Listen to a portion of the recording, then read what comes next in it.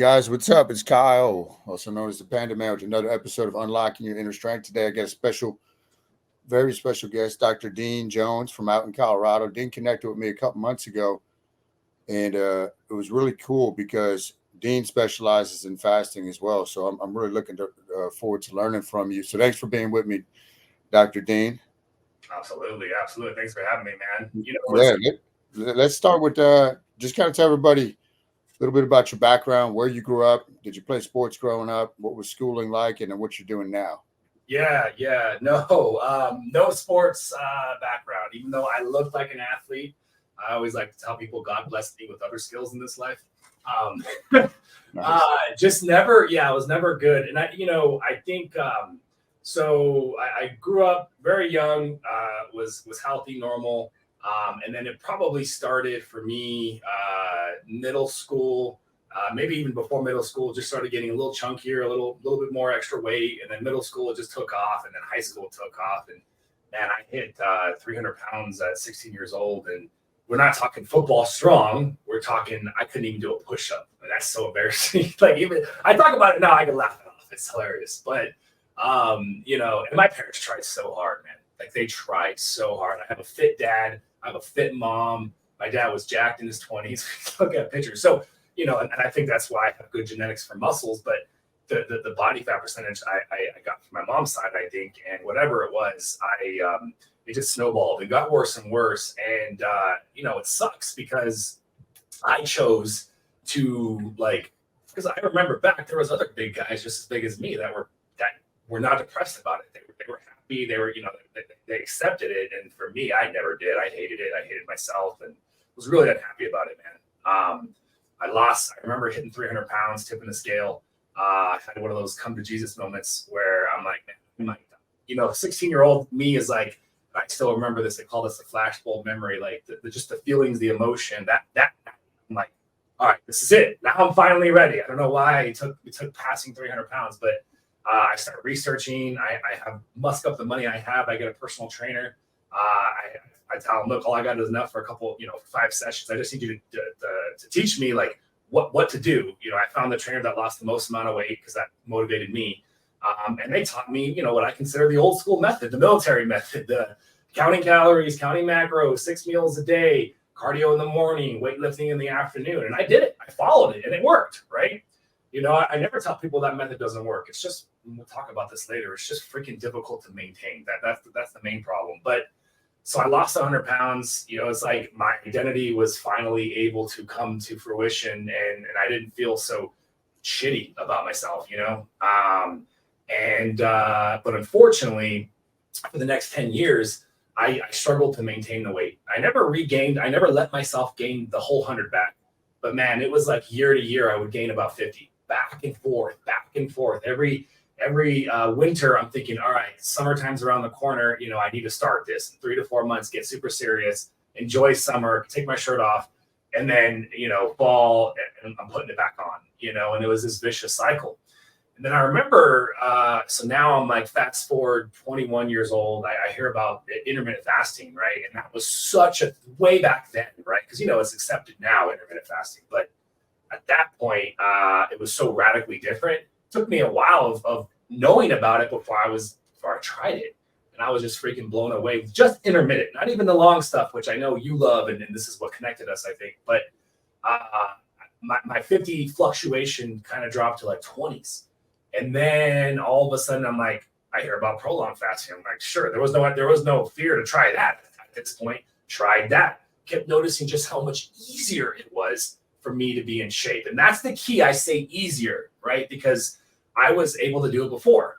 But easier, and easier is relative. I could also say less difficult, because we all have our own life that we're trying to navigate through. And everyone's life has its own level of difficulty. And people only have so much room to musk up the effort to focus on weight management when they have all these other responsibilities in their life. And so for me at that point, I only had as much as I was able to do because of college and all this other stuff. And so prolonged fasting worked. I'm getting in better shape with ease. And so I just kept doing it more often, because nobody had guidelines. Still today, nobody really has guidelines. Like, I see you and me giving people guidelines in the prolonged fasting space, but some of the most, I would say, quote unquote fasting experts say about every month do a 48 or a 72. That's it. And I found myself getting up to 3 days every week. And that was it. Once I did enough of that, I got as lean as I was happy with, and I was able to pretty much maintain my weight. And this was still in my 20s. So I become a doctor of chiropractic. I focus on functional medicine.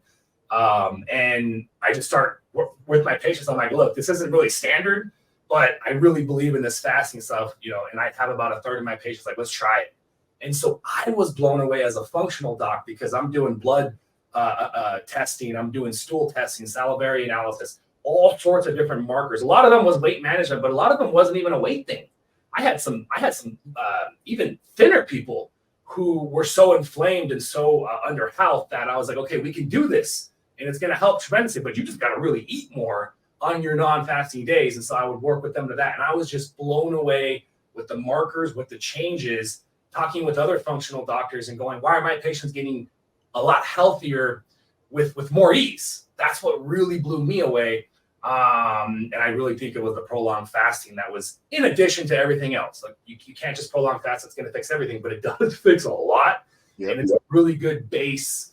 And then, so we fast forward a little bit, a couple years ago, I don't know if you've heard, I'd love to talk to you about this, these weight loss meds, these semaglutide, tirzepatide, they are going viral right now because of how powerful they are, helping anybody to drop weight. They are the closest thing to the magic pill we've ever had. And they come along with their own risks. But for me, because I own these clinics that are rooted in a holistic approach towards helping people get as healthy as they can with the least amount of drugs and surgery, but I still embrace medicine. That's why my program is all about ancestral wisdom and science colliding. But as soon as I saw these meds and some peptides, I was like, this was the answer to make it easy. Because like I said, for a lot of people, it was too difficult to get into the long fasting. So for the last 3 years, that's what we've been doing, 3 to 4 years. We've been using the meds and the peptides, AOD 9604, to mobilize fat, combining them. And I came up with this protocol where, holy crap, I've never seen something so easy where I'm getting basically almost every one of my patients that starts our program for weight loss into a weekly 48-hour fast. We're talking obese patients, severely insulin resistant patients. And I'm still continue to be blown away all the time when I talk to these patients. So yeah, man, that's what I'm doing in this world right now, and I'm pumped. I'm jazzed. Yeah, and I think what's awesome is you lived it and you live it, right? That's a huge thing, man. It's like when people don't live this and they try to teach it, it just doesn't work, man. So the immersion into it, and this is your life, which I love. So the protocol, right? The flow protocol. I think that's what you're alluding to. Can you explain? Let's say I came to you. I got 100 pounds to lose. What is the flow protocol? How do you utilize it? Explain that to us. For sure. So flow, spelled FLOA, fasting like our ancestors. I loved it when I was sitting down with my partner, Jonathan, who's also my best friend. I'm fortunate enough to work with my best friend. We were coming up with names, man, and the flow really sounded super cool. And so fasting like our ancestors is that idea of science meets ancestral wisdom. And so literally what the protocol is getting our patients into a weekly 48-hour fast. Now, there's a ton of other pieces to it, but that is the most powerful and fundamental and base of what we're trying to do. Some patients can get away with 36 per week. Most are going to be 48. And some people, I believe I'll put them on 72 per week, which is pretty wild. That's for, maybe 4 weeks max, 6 weeks max, because there's some interesting stuff that I've seen that happens when you do it too much. So that's the base of the protocol, along with a lot of other lifestyle interventions as well. But that's the most important, clearly. And we utilize some science-backed measures. So tirzepatide is our favorite GLP-1 medication. That's a powerful appetite suppressant. But that's about half the battle. When you think about, and I know you could talk about this a lot too as well, the roadblocks to starting a long fast are going to be hunger. And then they're going to be, we call it energy issues, but really it's a manifestation of symptoms that result from the body's inability to mobilize the fat fast enough to meet the body's energy demands during that 48, 36, or 72-hour fast. So that myriad of symptoms can be tiredness. That's a common one. But for women, it can be all sorts of emotional swings. Men always tend to do a little bit better, although men aren't completely free of these other symptoms, but it tends to be more women where they can get some mood swings, they can get some emotionalness. It's basically the brain sort of reacting and freaking out to the fact that it's been getting steady streams of glucose for so long, and now it's not. I always have to tell people, look, you're not going to die. I can take 100 people, throw you on an island with water and electrolytes, and for a week, even lean athletes are not going to die. You just got to erase that. It is extremely, extremely rare. If we're talking about some insulin-dependent diabetics, we can have a separate conversation about that. So I just got to entrain that into people.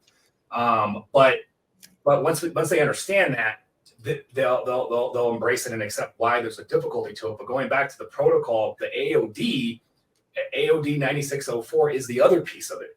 So that is a fragment of human growth hormone, and specifically, it mobilizes body fat.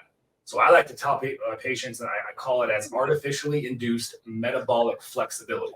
You are metabolically inflexible, which is why it's so difficult for your body to get into a long fast. So what's so beautiful about this is we take care of the hunger, we take care of the lack of metabolic flexibility, so your body can just jump right in. No roadblocks other than your own mind. That's literally the main roadblock I deal with. And then at the same time, we're training your body to become metabolically flexible while reducing inflammation from the weekly long fasting. And of course, the most important thing for weight management is becoming insulin sensitive. It's so crucial. And long fasting freaking does all of that. So that when they're done, we can actually start to wean off the meds, wean off the peptides, and they can keep fasting on their own. I'm not sure what part of my program is my favorite, when they lose their weight or when they start telling me, oh my gosh, I did a 48-hour fast without the meds, without the peptides. Holy crap.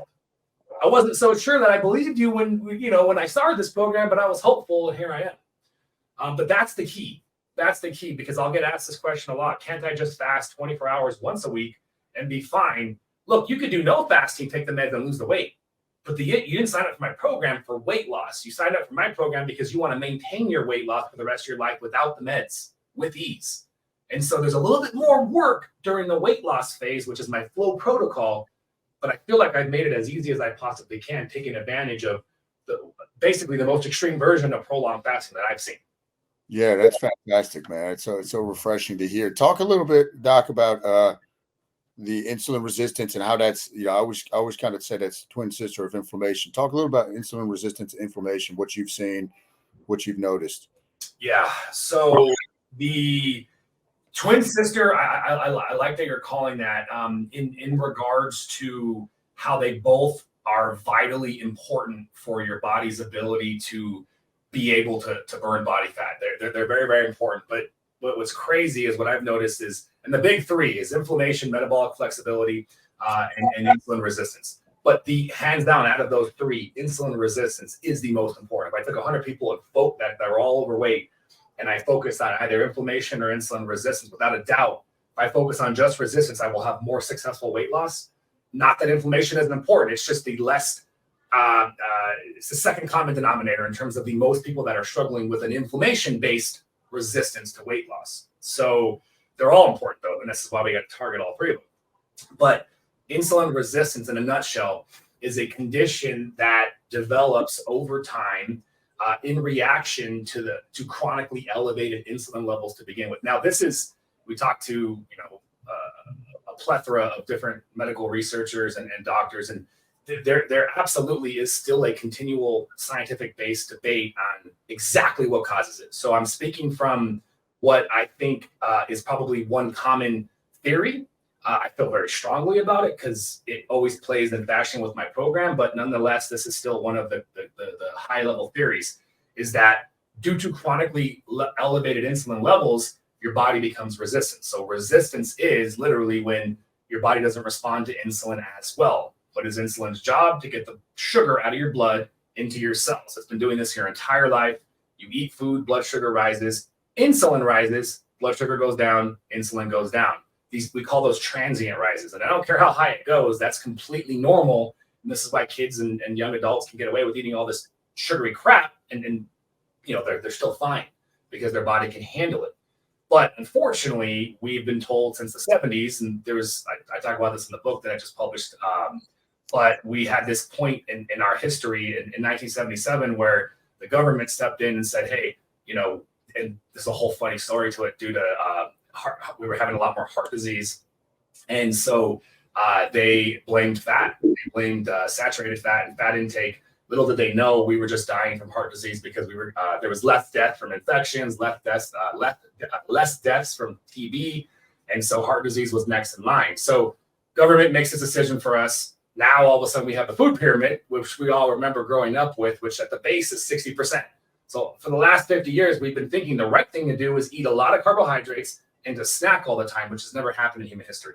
So obesity, diabetes are skyrocketing. And insulin resistance is the reason why that's happening, because now we're exposing the body, because carbohydrates and food in general are constantly releasing insulin. So you're just causing your cells, your body, to be exposed to insulin so much more than it was really designed to do. And the result of that chronic exposure to insulin since we were a kid, then a teenager, then a young adult, over and over and over, we develop this resistance. So your body is responding to everything because blood sugar getting too high will kill you. We know how, and that's always fascinating to me, how toxic just sugar can be. And it will kill you. So the body is trying to fight that. And so its next thing to do is, well, I will just release more insulin. And more insulin does get the job done. But that is in essence what insulin resistance is. And now you hit this point where now your insulin is elevated, not even just because of the food you ate, but just because you have this resistance. And the presence of insulin, when you have insulin secreted in your bloodstream, by definition, at that time, you cannot mobilize fat. Insulin attaches the fat cells and prevents it.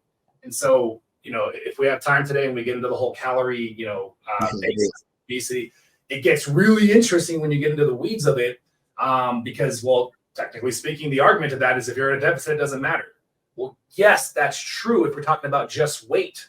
But if we look a little bit deeper, we realize it's not weight, it's body fat percentage and muscle mass.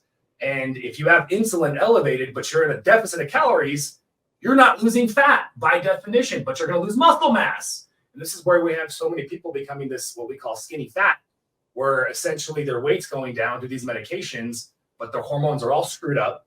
They're insulin resistant. They're still inflamed. And so they're losing a larger percentage of their weight from muscle mass tissue, which is so detrimental to long-term success with weight maintenance. So that's really the basis of insulin. And then we look at inflammation, and inflammation, like I said, is the second most important thing. It has separate roles in terms of how it affects, but similarity to insulin. When inflammation is high, it's harder for your body to mobilize body fat, and it's easier for your body to store fat. So insulin gets it, or inflammation gets in there and does a lot of the same things to keep it as simple as we can. But it is separate. It is different. You have separate inflammatory conditions. You have autoimmune diseases. You have all these other things that can cause chronically elevated inflammation as well. And so you really, to be successful with long-term weight management, you got to target both. There's some crossover in terms of what you do to handle both, but then there's completely separate aspects of it. And so any successful weight management program has to be targeting both if you want to be successful. Yeah, that's awesome, man. Talk about with tying into branching off of insulin. Like I learned a lot of stuff from Charles Poliquin back in the day.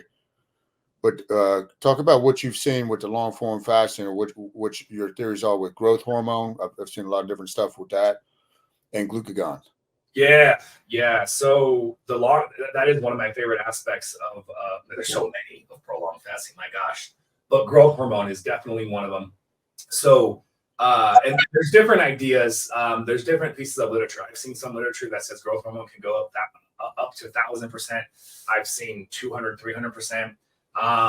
And I've seen controversy in that space exist between people against this idea, saying that's not true. Whatever the actual answer is, it's several 100%. I'm comfortable saying that, which is so important because growth hormone is so vital, like testosterone as well. And we can talk about that later. But growth hormone plays a lot of roles for overall optimal health. I mean, in fact, we all kind of heard, for the last 20, 30 years before peptides came about, celebrities getting their hands on growth hormone and using it underground because it was so expensive. but they call it a fountain of youth for a reason. And if we talk, so there's a ton of great things that growth hormone does, but specifically with talking about fat management and fat loss, it mobilizes body fat on its own. It protects muscle mass. It actually even enhances muscle growth. Of course, you still have to be in a surplus of calories, but growth hormone will either help you build more muscle mass, or it'll help you protect your muscle mass significantly more when you are promoting it and increasing it. And yes, you can inject peptides, but if you want to do it naturally, it's much cheaper. You just get into the format of long fasting. The more often you do a long fast, the more often you're going to spike your growth hormone levels and get the amazing benefits of it too as well. And then glucagon is controlled as well. And glucagon, we know, can increase the release of sugar from the liver. So it helps to stabilize the blood sugar levels too as well from long format fasting, which is freaking amazing, because we know if we have erratic spikes of blood sugar, that's also an issue too as well. But it's wild when we talk about hormones, because we have the favorable benefits of growth hormone. We have the favorable benefits of glucagon. But when we talk about protecting muscle mass, I want to mention two more things, because even outside of those, it's fantastic. But then we have things called catecholamines. So catecholamines are fight or flight hormones: epinephrine, noradrenaline, adrenaline. And these are, like the name implies, they're released by the sympathetic nervous system, which is that excitatory part of your nervous system. And these are your fight or flight. These are your ready to go, ready for action. Why is that important? Well, that's going to burn body fat. It's mobilizing body fat, and it's protecting muscle mass. And it really aligns with ancestral times, because if it's been 2 days and you haven't eaten, you would need a body that's ready, enhanced, not degraded, not unenhanced. If you were feeling like crap and that was the actual mechanism of the body, you wouldn't be that effective at the next hunt. So the body is supposed to be, when functionally good, and that's the key, when functioning good. Because a lot of people start long format fasting or even intermittent fasting and they feel worse. And I'd love to hit up later why that happens, because that's the number one deterrent from both patients and doctors embracing fasting, because they try it and they're like, well, I feel worse. I feel really worse. So intuitively, I need to stay away from what makes me feel worse, because they don't understand the mechanisms, so that they don't believe why it's going to get better over time. But anyways, going back to the hormones, we have catecholamines, which are amazing for mobilizing fat. Even some of that resistant abdominal fat, which we know is worse for us, I've really seen is better mobilized when we get into the deeper long format fasting. And then finally, the obvious that we forget is ketone bodies. It's not really a hormone, but ketone bodies, I put them in the same category, because the more often we are releasing ketone bodies, the more often we are in muscle preservation mode and more fat mobilization mode. So there are so many benefits, and it's so crazy because you think about bodybuilders, right? I always bring this up because that's like the most contradictory thing, because, well, they do the complete opposite and they're getting phenomenal results. So how do we explain that? And I always like to explain things like that to make sense of it, because especially that's like the most opposite. And truth be told, I believe to my core that if I put a bodybuilder on my program, my approach would have a lot of fasting. If I can get them to eat enough calories in their program. But I think we can probably say if you need to put down 6,000 to 7,000 calories, then that might be too difficult. But if you're a bodybuilder that only has to get up to maybe 4 to 5, I would incorporate a ton of fasting, because it's going to be less work for your body to get more jacked. You just have to understand it, because we're optimizing your hormones. But they don't. They're still latched on to that traditional approach. And when you think something works and you follow through with it and it can work, it's going to work. And I think there's a lot of that going on too as well. Yeah, and there's so many similarities to what I teach, man. I call it like the Slingshot Effect. I've seen, so John Meadows used to coach me. He'd always say, Kyle, when we're getting ready for a show, I need you to be more insulin sensitive, in the prep, before we start cutting down to put on muscle. He'd say, I want you in the 10 to 12% range. And then we put on muscle, not 15, 20. There's none of this bulking. And something interesting. So I'm assuming this is from growth hormone. Maybe you have an idea. I've been doing myself now for the past 5 years. I eat 6 meals or less per week on average. Slightly less because I'll do longer fasting too. And my wife documented this, measured it. I've had many people notice over the past 2 years. It's going to sound very bizarre, but I've gotten about 1 inch to 1.5 inches taller And I don't know. I don't know if you have any idea about why that would be. I'm Yeah. assuming it's potentially from the constant just doing this for so long. And it's yeah, she measured me, dude. I've had many my brothers have noticed, people I used to look eye to eye with. So I'm assuming that's something to do with the hormones. I just thought it was really neat. And then I mean, do you have any what would your thought be on that? I freaking hilarious you brought that up. I watched your video on that yesterday and I saw the amount of hating comments for Oh sure. yeah. And I get it. Look, it's not like your video came out and saying this is what you need to do to grow. You were just No. but you know how people are. Yeah. Anytime you give somebody a piece of information, but this is just a little psychology behind it. It is natural for the human being to get upset when hearing information that contradicts a stable datum that they operate off of, because we all have pieces of information in our head that have different levels of priority, and we call them, you can call it whatever you want, but a stable datum is this concept that we feel really good about understanding, and there's a bunch of different stable datums that we operate off of, and this is how we navigate through the world. So when you get a piece of information that completely invalidates a lot or even some of your stable datums, it takes a real, this is what we're kind of tangenting, but this is how you can know right off the bat you're around the presence of somebody who's a little bit higher tone, when they can take a thought and it invalidates their beliefs, but they're not getting upset, they're not getting irrational. Like, oh wow, that's completely different than what I thought. Tell me more. Like, it's just a funny observation. Yeah. I love it. I love it. So, but anyways, going back to this, it's fascinating, and this isn't the first situation. I swear, my buddy, my best friend Jonathan, he told me the same thing for himself, and I had kind of reacted. I'm like, get that hell out of here, bro. You messed up with the measurement. He swears he grew. Now he's taking the growth hormone peptides. He does do long format fasting. He's got a really fast metabolism, so he doesn't do it nearly as I have a really slow metabolism. So, but he's doing more fasting than he's ever done. But he's also doing the growth hormone peptides. Either way, he swears he grew about an inch. So, so, you know, do I think it's possible? Absolutely, I think it's possible, understanding what growth hormone does. But there is a lot of mechanisms that I have no explanation for. And there's a lot of science that would argue why that's impossible. So with that being said, I kind of just look at that and go, all right, well, I'm neutral still on it. Yeah. I'm not going to say it's possible. I'm not going to say it's not. I'd love to see some science as to how it's possible, because I haven't seen that yet. I just think about the growth plates and how they close, and we understand that. So, you know, one plausible explanation is maybe there's a small percentage of people who just have this situation where, scientifically speaking, their body's growth plates maybe can open up again. Maybe there is a scientific explanation, but it only is a small percentage. I don't know. But either way, I think that's freaking awesome. Yeah. And I think that definitely means there's more growth hormone, and we can confirm that. And I think you want that. You want to have a higher optimal. You don't want to be too high with any hormone, but you want to be in that optimal range if you desire to live an optimal lifestyle. Yeah. And that's awesome, man. And I appreciate the honesty with it. I always tell people with it too, man, because it's funny. I get so many messages now on Instagram with, how do I grow taller? I'm like, look, and like you said, I'm like, I said, I'm just telling you what I did. This isn't like, okay, you do this and you're going to get taller. It's just a kind of an anomaly. But I also tell people, like, what you're doing, what I'm doing, mainstream science hasn't studied people that have fasted for this long, for this over period of time. So it's like an uncharted territory. It is. Right? And I think this is why I am, I'm trying, what's the best way to say this?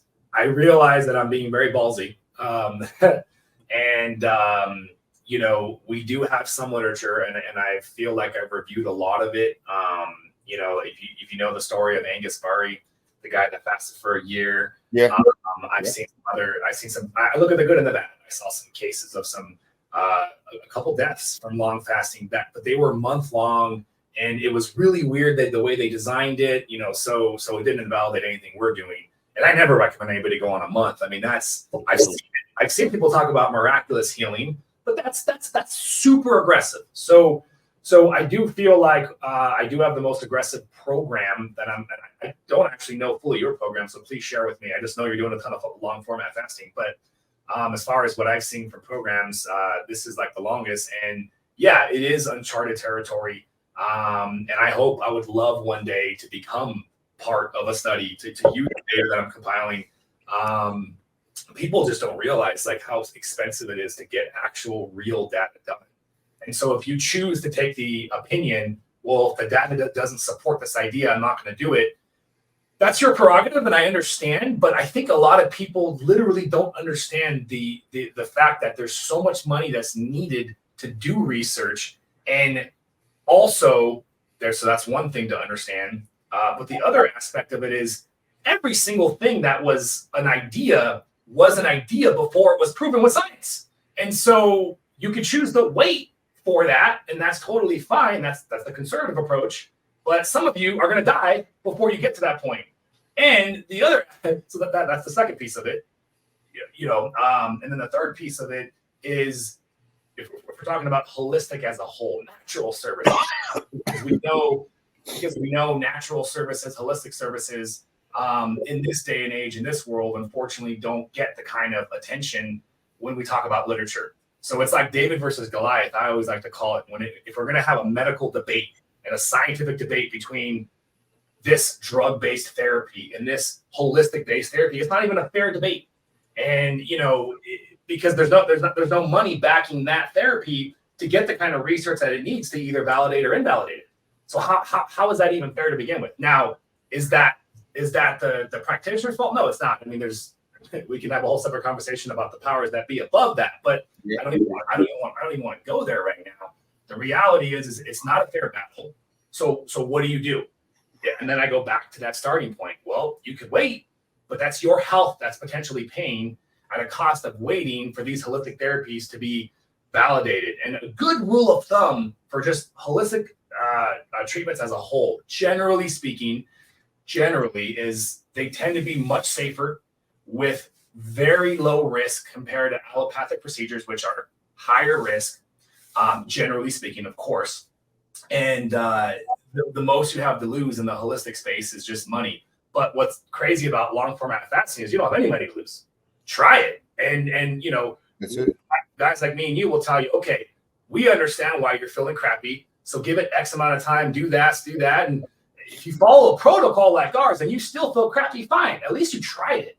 But to not try something that's in front of you, in this case, even free. Now, my program costs money, and I'm sure yours costs money, but is just wild when we know, if we're talking about obesity or we're talking about women struggling with PCOS and just general weight issues, how detrimental that is to your health, that you're not going to try some of these therapies, even as an experiment. It's crazy. But, this is why I'm on such a mission, and I see that you are too. Yeah, man. It's right on, man. So let's talk a little bit, like when you look at blood work, what's the most important metrics you're looking at? Because I get that question a lot, right? Like, what should people be concerned with? What ranges do you want to see if there's like a couple key things? Yeah. Your insulin levels, insulin and C-peptide in the morning are probably one of the most important markers, not for overall health, but especially if we're looking at weight management, that is the number one marker.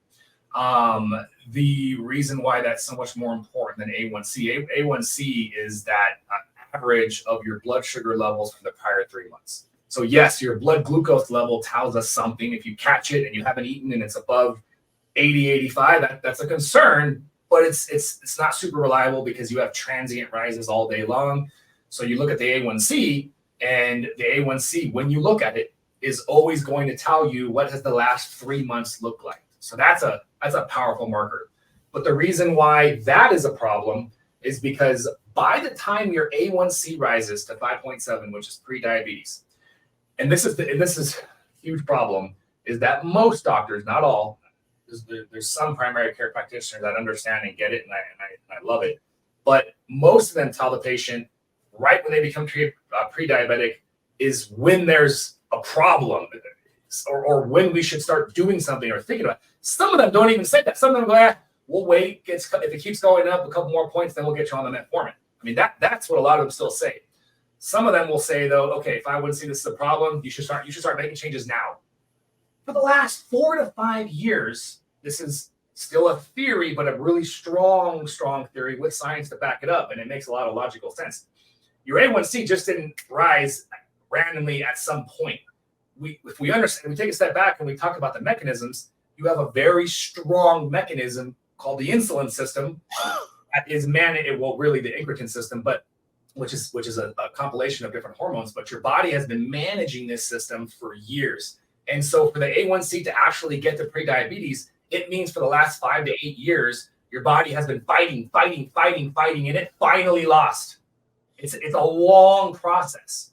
So had primary care physicians been checking insulin levels, we would have saw a rise in the insulin levels, depending on which, you just look at the reference range, because every single company has a slightly different reference range. And so we don't have to get into numbers, but just knowing that you can see that if you want to be on the lower end of the reference range, if you start to see that rise, a fasting insulin level, you will catch that the early part of this phase. And as soon as you see that, that's when you know, okay, something's wrong.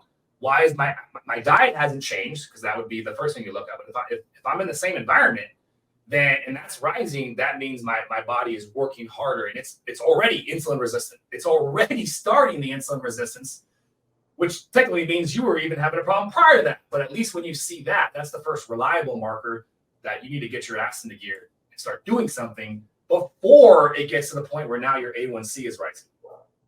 Yeah, excellent, man. And something I wanted to ask you about too, related to that. I've read a lot of books on sleep, right, and lack of sleep. Not that we live in a society where, and I'm guilty of it. I've gotten much better. Where sleep is for the weak. I only need to sleep 6 hours a night. Blah blah blah. But the role of lack of sleep with insulin resistance and negative consequences with sleep. Talk about your thoughts with that. Oh my gosh. Since I was in my 20s, I've always had this goal of because I'm very, to a fault sometimes. My girlfriend hates it, but I'm always trying to be the most productive I can at any given moment. It's just in my nature. And so one of the most productive things you could do is run off of less sleep. So I've tried, and no matter how much I've tried, if I don't get the perfect amount of sleep, I can tell when I'm 5, 10, 15% off. So I've gotten to the point now where I'm like, okay, I'm going to be more productive if I just get the best amount of high quality sleep. So sleep is extremely important. Up there, and I would say the foundation, the pillars, which I used to call pillars of health, 5. Now there's probably 7. Sleep and fasting are in my 7 pillars of health. Extremely important. The lack of quality sleep, which at this point I'm defining with patients about 7 hours. 7 hours of quality sleep. You will see, depending on your age, we're talking adults, 30 plus. Definitely more in that 8 to 9 range if you're in your 20s and teens for sure. But 7 hours of quality sleep. If you feel like your body still wants to get 8 or 9, then absolutely go for it. But if we had to set a standard somewhere, I say 7 of undisturbed. So right off the bat with my patients, we're telling them, if you're not getting 7, you're below the benchmark.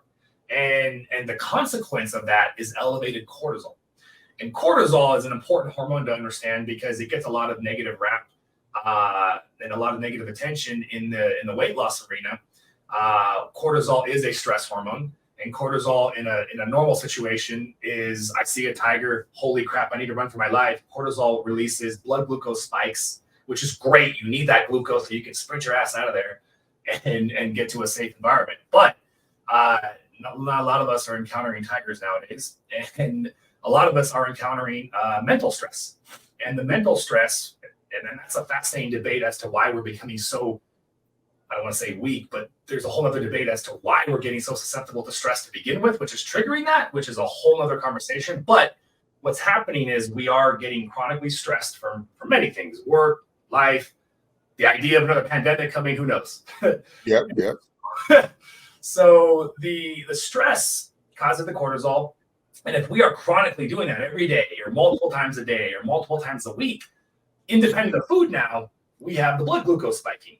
And we just talked about blood glucose elevation as the initial trigger towards insulin levels being chronically elevated and then eventually insulin resistance.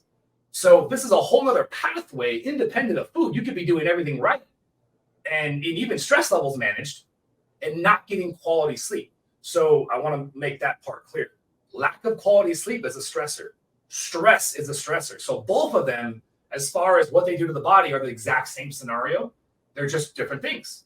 So you have to get your stress levels under control as much as you have to get quality sleep. And either of them, the consequence is elevated cortisol, which now we talked about how that contributes to the difficulty of losing weight and keeping it up.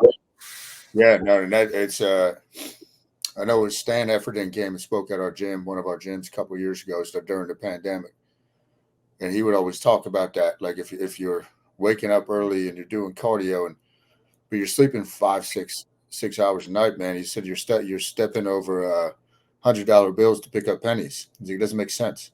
It does, and it gets interesting, right? Because I'm sure you know David Goggins. Yeah. Oh man, I actually mentioned him in my book. Definitely have a goal one day to meet him and shake his hand. I mean, talk about just a freak, but a good kind of freak, and setting the bar for what's possible too with mental toughness. I think we need that. Man, he is fascinating. So I bring him up because there's been plenty of times where it's like, okay, life's going to put situations around you where you have to get low amounts of sleep, and so that does require mental toughness. And so how do you gel with both? What we're saying is, yes, you need to be mentally tough to handle a situation that's out of your control, that requires you to go ahead and handle life and have low quality sleep. Occasional is okay. But like you said, to do it consistently, just to get up and do cardio, that's, in my opinion, more detrimental. Like you said, was it picking up pennies? What is it, picking up pennies? I've heard that before. Yeah. You say you're stepping over $100 bills to pick up pennies. I love that. I've heard that before too. I like that one. But yeah. Great analogy. And that's exactly the case. Like, it's not worth it. Especially when we talk about calories and how cardio is actually not that important for fat loss anyways, which is, if we have time, we can get into that. But yeah, absolutely. You need to get quality sleep. That's one of the foundation components, and definitely one of my 7 pillars of optimal health. Sleep, man. I love it. Let's talk about a little bit more about the peptides. Let's start with metformin, because a lot of people ask about that. Your views on metformin. What is its role? Just your thoughts on metformin. Yeah. Metformin is fascinating because when you look at the basis of obesity, the hormonal basis, and you're looking to validate that basis, metformin, along many other diabetic medications, come into question and allow you to validate it. So let me take a step back. Metformin is a diabetic medication, usually one of the first ones that they prescribe for patients when they become diabetic. And it does a lot of things that we're actually still learning. There's all this crazy stuff in longevity space, anti-aging. It's mimicking the effects of fasting in the body. So really, really fascinating. Enhancing gut microbiome. All that is completely separate of what its original FDA approval is, which is lowering blood sugar. But what's different about this, tying back into where I was going with the hormonal basis of obesity, it's not increasing insulin levels, and it's not improving insulin sensitivity. And so, but it is lowering blood sugar by cutting off glucagon release from the liver. And so when you're looking at the hormonal basis of obesity, you need to prove why insulin causes fat gain. I Can Make You Fat with Insulin is a chapter in the book Obesity Code from Dr. Fung, which is definitely still, I gave a nice summary of it, I think, hopefully, in my book, and maybe one day he'll tell me that, but that is the gold standard, and I will never try to replace that as far as the argument for the hormonal basis of obesity. And he talks about and shows examples when you look at all the other diabetic medications, and even non-diabetic medications that will cause either an increase in insulin or an increase in insulin sensitivity, you get fat gain. And diabetic medications that'll cause weight gain and fat gain, yet you have another one, metformin, which usually causes weight loss. How the heck is that possible? Well, it validates the idea that when you improve insulin sensitivity or increase insulin numbers, like the other medications, most of the time you will get fat gain. So metformin, I bring that up too as well, because it is definitely my favorite out of all those medications, if you were going to be on one.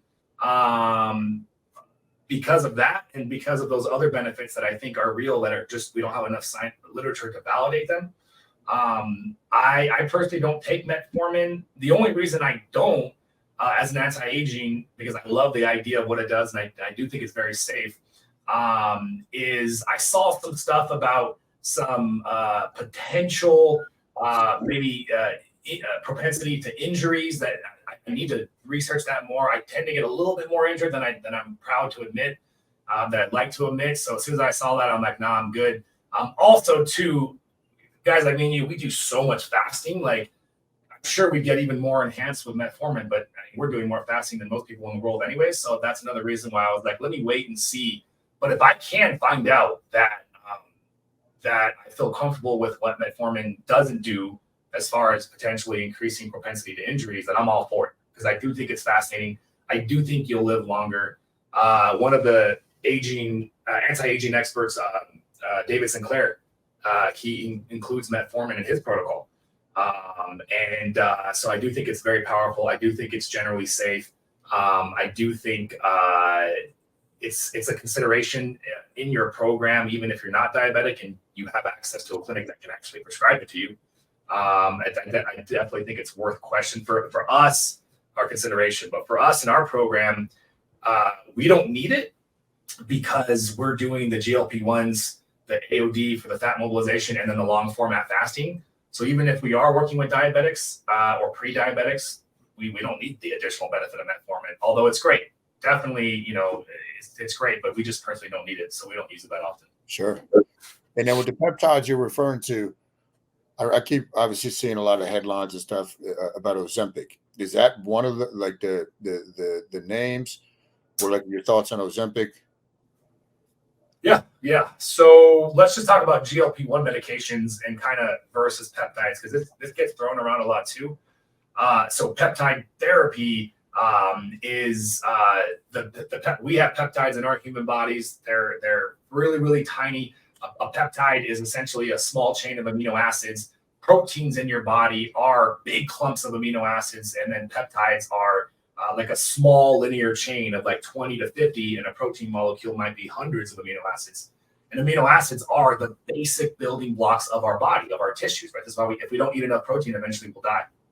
So peptide therapy is the scientific manufacturing of these peptides. Generally, they're injected, but they're administered in all sorts of different creams and injections and oral. And what's so awesome about peptide therapy is you're giving something that's natural to the body. We have peptides. It's just over time, we, due to many reasons, a lot of it's similar to the decline of testosterone therapy, but we have a decline in these peptides. And so we're just enhancing natural cell communication and causing a desired effect. For example, growth hormone peptides, you inject those, you have your body releasing its own growth hormone. That's a signal, right? A drug is foreign to the body.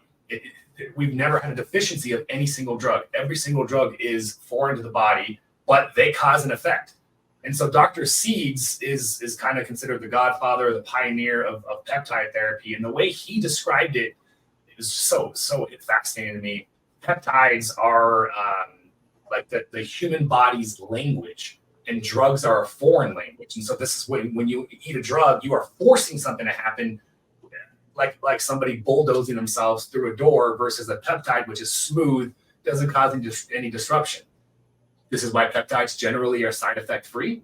And this is why peptides also, there's no toxic level of them, most of them. Drugs, there's a toxic level for every drug. Some of them very low. And we know there's tons of side effects with them, right? I'm not anti-drug, by the way. I want to be clear. The pharmacological interventions have saved millions of lives, and they will continue to do it. I just have a problem with how they're used, and we can get into that later. But I'm all for them being used appropriately when needed, and getting off of them when possible. But going back to Ozempic, now we have Ozempic, which is a drug. And so people get confused because it technically is peptides, but it's a drug because it's been adulterated by science to have a more powerful effect. So they took what are called incretin peptides, incretin hormones in the body, which are your body's own natural I eat, I get full, right? And they took that and they manufactured it, severely altered it, and it's way more powerful. And in fact, the whole class of medications are called GLP-1 medications. They have been around for a while, but the earlier versions before Ozempic were injected every day and not nearly as effective. Ozempic, which the active ingredient in Ozempic is semaglutide. So the actual drug peptide is semaglutide, and it's got two versions of it produced by a pharmaceutical company, Novo Nordisk, and that the name is Ozempic, which is FDA approved for diabetes, and Wegovy, which is FDA approved for obesity. And those medications are just semaglutide. And literally, it's just a dose that matters, and you can treat diabetes and you can treat obesity with it. But it is a powerful appetite suppressant, and it's also going to lower blood sugar. Very, very powerful things you want in your battle of obesity, in your battle of weight management. And then we talked about earlier how I use them is strictly just to help the patient get into the long term fasting. So do I like the drug? I love its ability to help us accomplish the deep lifestyle intervention, but that's it. I don't like it for anything else because look, it's got consequences. It's got issues. I watch people get pancreatitis occasionally. I've seen that happen. We got to pull them off. I've read many reports of hospitalizations. Again, not to scare, this is what happens with every drug. This is the percentage is small, and that's how it gets FDA approved. But it's still a percentage, and people are still paying the penalty for it. And so for my approach is, okay, this is why we got to do it short term and get you the F off as fast as we possibly can to minimize that risk. And why I cringe so much when people are talking about just being on the medication for the rest of their life, because they understand that the moment they stop the medication, the weight comes back on. And that's actually been proven by the literature, by the way, literally. So it's not even me just saying it. This is literally based on the literature. That there was a randomized control study done on semaglutide within a single year. 70% of patients regained all their weight and lost all their cardiometabolic benefits within a single year, 70%. And that was semaglutide with lifestyle intervention, whatever they consider lifestyle intervention, which probably isn't great. But that was 1 year. You better believe a follow-up study, 2 to 5 years, you're going to see 90, 95, 100%, in my opinion. So I think if you're going to use this, you need to use it as a tool, not as your crutch. Otherwise, don't use it at all. Great insight. Great insight. Let's talk about, I got a few more key ones before we go over your book and all that. We mentioned briefly, but your views on cutting calories, the calorie equation that fails so many people, right? It works short term. So to me, it's like it wasn't a transformation. It was short-term change. What are your views on this people trying to simplify and say, just cut calories, burn calories? Yeah. Oh my gosh. So like I've shared, this is how I originally lost my weight, not knowing any better. And so look, it works. I think the most important thing to because I could talk a very long time about that. So just giving you a summary, some key points.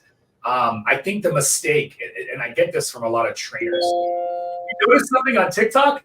It's more doctors that accept the hormonal basis of obesity, and it's more trainers that accept the calorie counting. I find that fascinating, and they'll happily just talk crap and smack on all these educated doctors. And look, a title is only as good. It doesn't mean crap. It doesn't, generally speaking. But I think that I would trust doctors to understand literature a little bit better than non-doctors, generally speaking. Of course, there's a ton of exceptions, but I just wanted to point that out because I thought that was funny. But nonetheless, I do hear this a lot. And then their main argument is, well, you have to be in a caloric surplus to gain weight, and you have to be in a caloric deficit to lose weight. And they'll throw some really high quality randomized control studies that show calorie counting is more favorable. But that's a strong argument. And so I understand for somebody that doesn't understand the mechanisms, why they would latch on to that. And it's hard for me to beat that, because the truth of the matter is we don't have enough randomized control studies yet proving the hormonal base of obesity. So in a scientific battle, I can't even beat them. And so it does become a struggle. I just have to accept that they're going to think what they're going to think, and it is what it is. Having tried both with patients, I mean, Jesus, it works so much better when you focus on hormones. Hands down, myself and patients. That's enough for me. I don't need anything else to know what works. But how I do it is backed up by the hormonal basis of obesity. So yes, that's a true statement.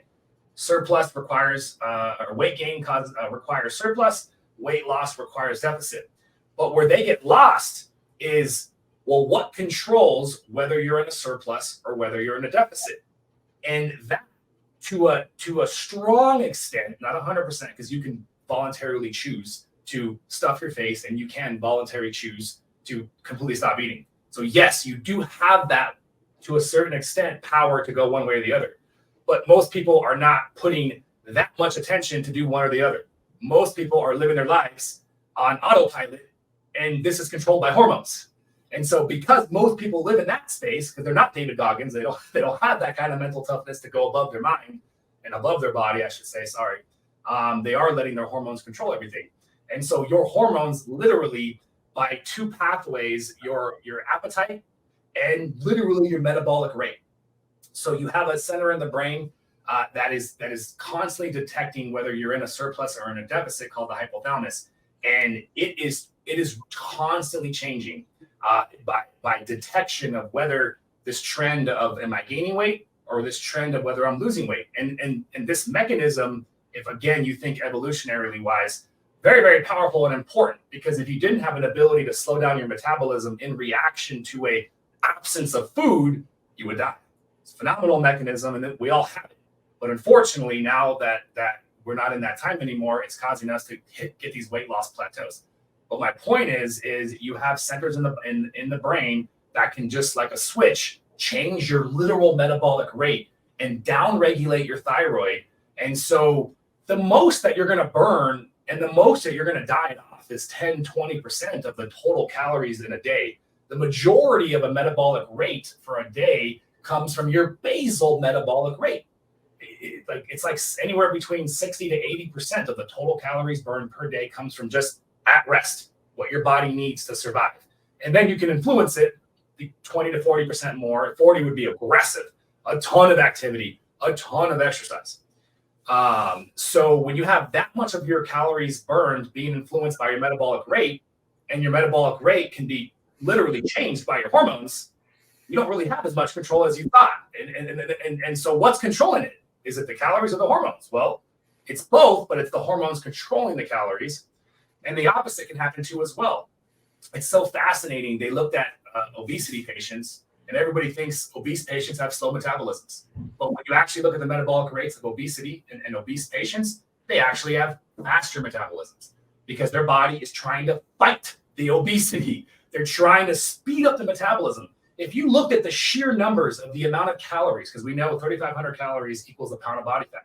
But if it's all about calories, take an obese person or a person on a pathway towards obese, run the numbers on how much of a surplus they're eating. They are not gaining the same amount of weight that they should.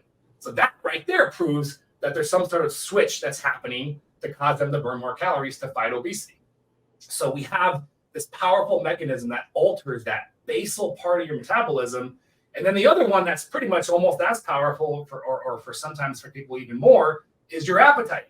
People that go on diets, the most common complaint is, I am always hungry, because your body has a set point of weight. It's called the weight set point theory. And that's also controversial too as well, just like the hormonal basis. Can't prove it yet, but it makes a lot of sense when you look at the mechanisms. That set point is controlled by insulin and leptin. And so it alters your metabolism, it alters your hunger. So you're losing weight by restricting calories, by increasing your exercise, and the center of the brain doesn't want that. So it slows down your metabolism and it cranks up your hunger. And I don't care how, unless you're David Goggins or in that level, you will eventually lose the battle on your hunger, and you give in and you start eating. And this is why, by the way, when we look at the literature in terms of calorie counting methods of weight loss, there isn't a single piece of study out there that I've seen that shows long-term weight management from counting calories. There's none from hormones too. The point is, we don't have any literature that shows success in any long-term weight management program. But for counting calories, we don't. And to me, that's a bigger deal. That proves hormones, because the focus has not been hormones. So of course we don't have long-term research on hormones. The focus has always been calories. Move more and eat less. They keep feeding us with that rhetoric, and they keep operating on that. So there's been a lot more attention on that and yet it's failed over and over and over and over. The biggest trials that have been done, weight loss initially, they all gain it back. So, does that mean 0% of people will fail in it? No, I've known plenty of trainers that use that method, and they use themselves as an example to validate the idea. And I truthfully think that there's a lot of crossover between counting calories and counting hormones, or and the way your body's hormones are output. So if you restrict calories, you might also heal insulin resistance because you're eating better, yada yada yada. So I think the people in the calorie counting thing, the ones that were successful because they also simultaneously, without realizing it, did enough changes to their environment, how they were eating, when they were eating, what they were eating, to influence the hormones favorably enough for their body. But it's a crazy debate, and I'm actually very much interested in doing a series on just that, because there's many different pieces to that, and this is why Obesity Code is the best book for this. You have to read the entire book, and you have to go section by section, and he tells a beautiful story, because all the research he provides like 100 something different citations, and a lot of them are varying levels of studies, low level, mid level, some high levels. Like I told you earlier, counting calorie method has the highest randomized control studies to show that it might be a better method. But we talked about why that might be. And so for you to understand and accept it, you have to look at the whole story and really look at the mechanisms. For that idea to be true, it invalidates basically everything in that book. And anybody with common sense looks at those mechanisms, and a lot of it is very intuitive. You don't need to be a doctor or a researcher to understand all the examples he portrays. I've talked about just a few of them, like the drugs. There's so many pieces to it that the mechanisms are enough for me, along with working with patients, to feel very strongly about the hormonal basis of obesity. So. Yeah, right on, man. Yeah, right on. Last one, I want to ask you about any experience or any thoughts on dry fasting. Yeah, so no. I very much am looking forward to trying some longer dry fasts myself. I've actually been putting it off. No particular reason. I'm definitely going to be doing long dry fasting. So from what I've read about it and what I understand about it, it's a very similar concept of long fasting. This cellular autophagy response, which, by the way, cellular autophagy is a response from the body where there's a lack of protein consumption. You could say calorie consumption or protein consumption. And so the body's response to not getting those amino acids in the protein that it needs is it goes on self-preservation mode, and it begins to break down non-essential tissues to recycle them and preserve those amino acids for essential tissues. And by the way, side note on that tells you just how amazingly intelligent the human body is, that it knows it's not going to break down your brain tissue, your heart tissue, your lung tissue. It's going to preserve that to the day you die. And literally, it goes after non-essential tissues. What kind of intelligence does that tell you the body has? And I have to remind people of that, because there is some intuition here that the body kind of has some self-governing intelligence, and allopathic Western medicine just ignores that or thinks it's not true. But anyways, so dry fasting, when we look at the mechanisms of the lack of protein, the same concept applies with the lack of water. So your body goes on sort of cellular autophagy-like processes, and I have read obviously a lot less about it because there is a lot less data about it. But my guess is the same mechanism of your body goes on self-preservation mode, looking to consume or to conserve as much water as it possibly can. And in that process, there's going to be something that happens that I'm looking forward to learning more about when I can see something that's going to be ideal and optimal for your health. There's also an aspect of resilience too as well. And David Sinclair talks a lot about this because he's a big proponent of fasting and longevity. But the human body is designed to be resilient. We've evolved resilience. And what makes us stronger, what makes us healthier, is a healthy amount of stressors, a healthy amount of challenges, both mental and physical. Fasting, weightlifting, cardiovascular, those are all stressors that produce favorable responses from the body and influence our health to be healthier, our health to be better. Even on a genetic level, you can get into the whole epigenetics of how we can alter our genome from our lifestyle choices. And so I think dry fasting is fascinating. I look forward to trying it. I think there's some amazing potential. That definitely crosses the line for me in terms of doing it with patients, just because, number one, I haven't even really tried it myself yet. And I have read a lot more concern about it. And there is a lot more concern I have too, from the unknown fact and the fact that my guess would be the biggest problem would just be that electrolyte deficiencies and the dehydration. Your body's fighting it, but I think the threshold of getting into dehydration would probably be more slippery, a little bit more easier that you could slip into that without knowing. And so that's my only concern. But I think in a controlled environment, a healthy amount of it is probably amazing. And I look forward to learning more about it someday. Awesome, man. Awesome. Tell us about your book, man. Where can people get it? What's it about? Yeah. So Fast, Feast, and Flourish, the comprehensive guide towards utilizing GLP-1 medications and peptides in a strategic format to allow you to wean off the meds and maintain your weight. Like, that's the essence of what we're doing right now. And with the explosion of GLP-1 medications, and there really is, it's nonstop, man. They handle diabetes, they handle obesity, they're being researched for neurodegenerative diseases. I'm excited about that, and I'm also not excited about that. Again, I get excited about that because of the potential to help people, and currently they don't have really much anything good in neurodegeneration.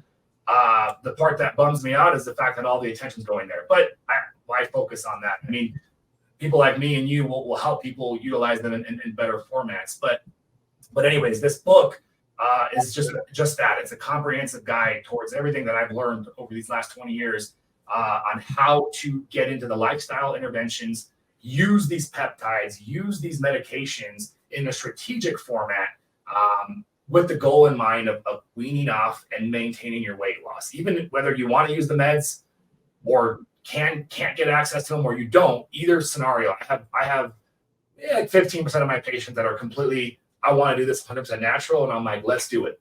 I love it. It's going to require a little bit more mental toughness for sure, but absolutely nothing changes. It's the same protocol, whether you want to use the meds or not. But the deeper the obesity goes, the deeper the amount of weight they have to lose, the deeper the inflammation, the deeper the resistance. It does hit that point, and I think that's the population right now, is they're getting more and more obese. That's why I do lean on the medications a lot more, and I've just found it's just easier, obviously, to use the science-backed methods. So that's what that book is all about. So you guys can, for your audience, which there's a couple of different things I wanted to do. So you guys can pick up that book on Amazon, an ebook and a hardcover. But I wanted to also give your audience an opportunity to pick up like an e-copy of it for free. And so if they wanted to pick up an e-copy, they can shoot a text message over to 720-465-1200. That's 720-465-1200. Now that's one way to do it. The other way is I'll give you a link, and you can put the link in your podcast notes. That'll be probably even easier. It'll be a direct link from your patient base. They can fill out a form. It'll automatically send them that book, that ebook, and then it'll give them access to any of the other resources. I have like a free Facebook community they can join. I have an online course, a lot of different resources that they can have access to. Of course, they can schedule a free consultation if they desire. I'll let you kind of control how you want to do that, but a lot of different things that we can give to your audience. Awesome, man. And then when people read that book, because I'll definitely blast that out, and they want to work with you, like who's the ideal person that you guys are helping? Like if we had an avatar. Yeah, right. I would say the heavier weight loss, obesity side of the equation. I love working with athletes and physique as well, but I certainly don't advertise that at all. And our protocol is set up to help that population, because that is the population that needs the science-backed methods more. You could certainly use it even in the physique optimization side too. But they could also get away with mental toughness too as well. So, but for this side, we start getting 40, 50, 80, 100 pounds overweight. That's a lot of weight to lose. And you don't get that heavy without being very insulin resistant, very inflamed. And obesity, by the way, quickly talk about that. Obesity is a disease. It's been proven, but disease does not mean irreversible. And so as much as I do acknowledge it is a disease, my definition of a disease just means the existence of something that has changed your physiology that requires a greater amount of effort to get something done than maybe somebody else. That's my definition of disease. Nowhere do I have the word impossible or irreversible. Same thing with diabetes, by the way, is a reversible disease. But yes, it is a disease. Therefore, it is harder. And so that's why I go back to these peptides and medications to help them. So, yeah. Great, man. And if people want to reach, so we're going to give them the link to the book, how to get the free copy or the hard copy on Amazon. What's the best place to follow you? How can people get in touch with you? Yep. So that same link I'll give you, that one, it's a master link. It'll have access to everything, schedule a consultation, online course, buy the book, free Facebook group. It'll all be there. And then follow us. Yeah. So pretty much, if you look up Colorado Medical Solutions, you can find us on just about every social media outlet, TikTok, Instagram, Facebook, YouTube, Colorado Medical Solutions. And we're pumping out a lot of content, just like you know, in the topic of medications, fasting, weight loss, and just overall longevity. Awesome, man. Dr. Dean, this has been amazing, man. You know, I learned a lot myself, which is always nice, man. I'm a student first. So this is great, man. Appreciate your time, and I can't wait to share this with people, man. We're definitely gonna have to do a couple more parts, man, because there's so many questions I have for you. You know, and that's what drew me to you is yeah, absolutely. I would love to do some more episodes. We could probably come up with, like, now today with the general intro, we can maybe ask your audience what they want to hear more too or whatever. But I can think of some really good topics that your audience would appreciate. But yeah, I mean, keep doing that. The long time, man.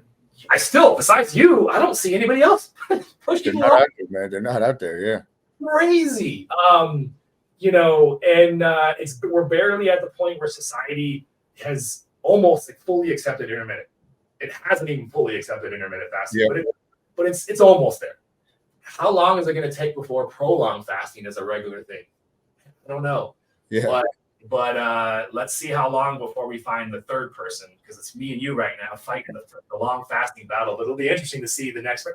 I would say Mindy Pels, if you know who she is. Yeah. She does push it, not every week. I've seen her talk about it. She calls it the 36 power fat bomb or fat burning fast. I love her. She's great for women. And actually, we could talk next week about where my protocol falls for women and her, or whenever we do a next one. But yeah, man, I keep doing it, and I look forward to some more episodes with you, man. All right, bro. Sounds good, man. You take care, buddy. All right, you too.